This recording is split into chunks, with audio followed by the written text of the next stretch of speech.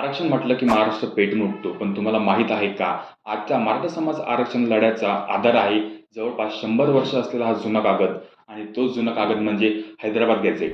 1918 मध्ये निजाम सरकारने जारी केलेल्या गॅझेटमध्ये त्या काळी मराठवाड्यातील लोकांची नोंद केली गेलेली आहे. यात मराठ्यांना कुणबी म्हणून वर्गीकृत केलं गेलं होतं आणि याचा अर्थ असा की मराठवाड्यातील अनेक मराठा कुटुंब यांना इतिहासात शेतकरी मागासवर्गीय म्हणून नोंदवलं गेलं होतं.